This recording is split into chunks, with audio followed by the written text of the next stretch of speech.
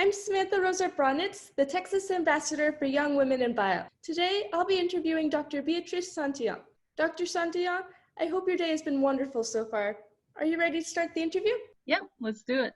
Could you please share a bit about yourself, like where you're from, where you currently live, and your occupation?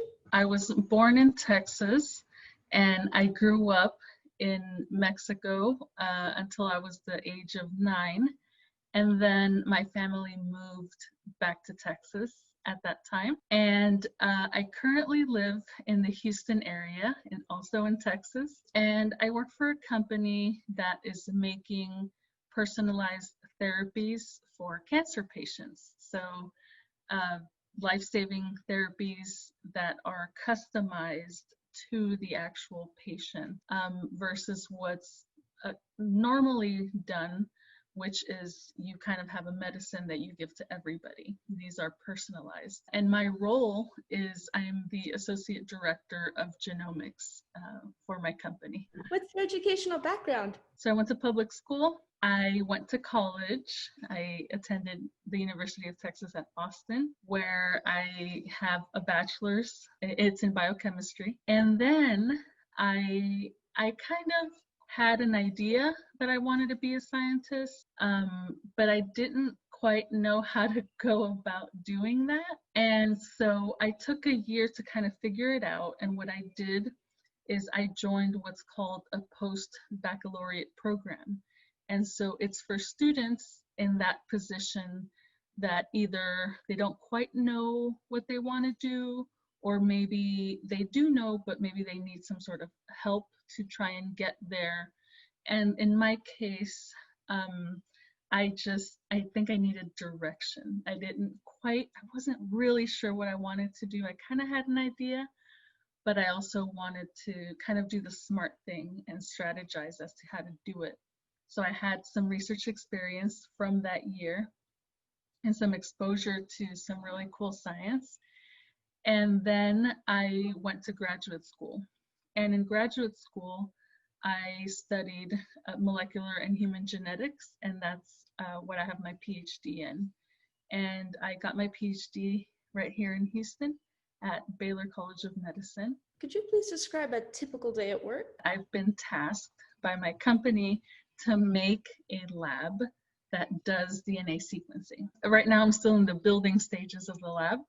So I'm researching different technologies and different vendors to try and figure out what is the best way forward for my lab. My lab is somewhat of it will be providing a service, which, like I said, is DNA sequencing.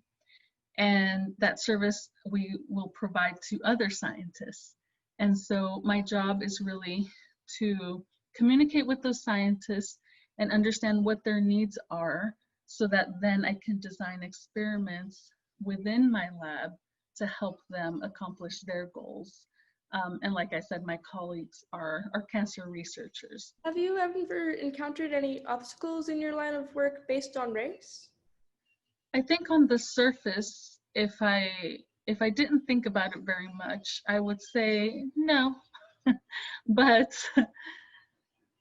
actually, I think the obstacles, they're subtle to notice, but they are very real and very big. So as an example, my parents don't speak English.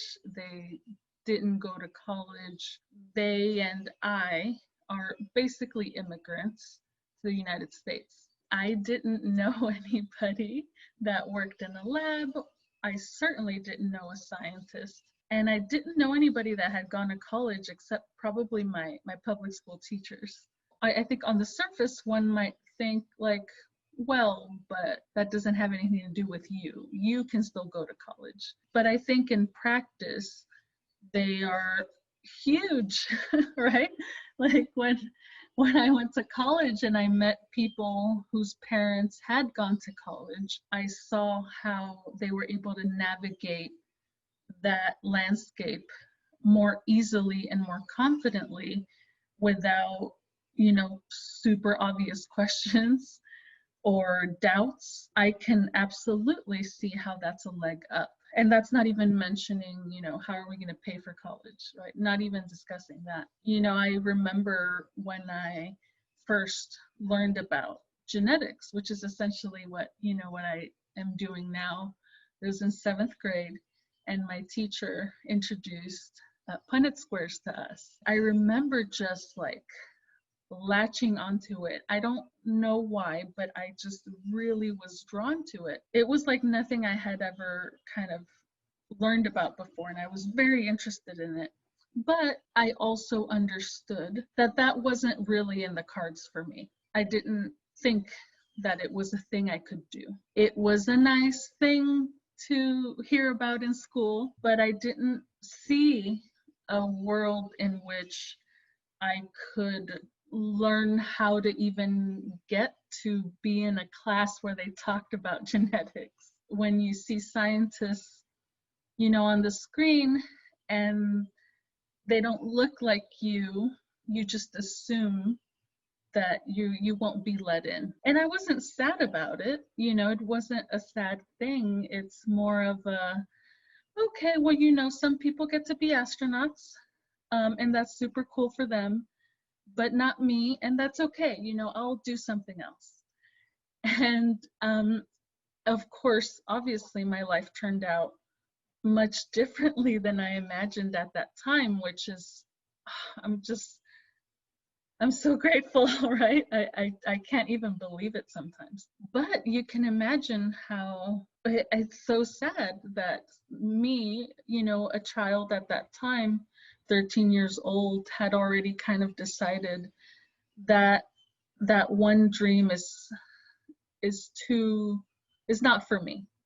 It's too unbelievable to belong to me, and not even being sad about it. So I guess to answer your question, there's a lot of things that are obstacles. Sometimes they're based on race. In my case, or the examples I gave are more about, where I came from, the community that I was part of, the people that I knew, the connections that I didn't have.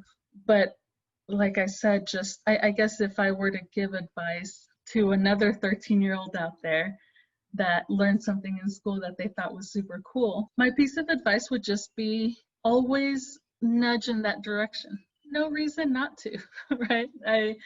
I didn't set out to become a geneticist. That was not ever my goal. It was just a thing that I thought was cool.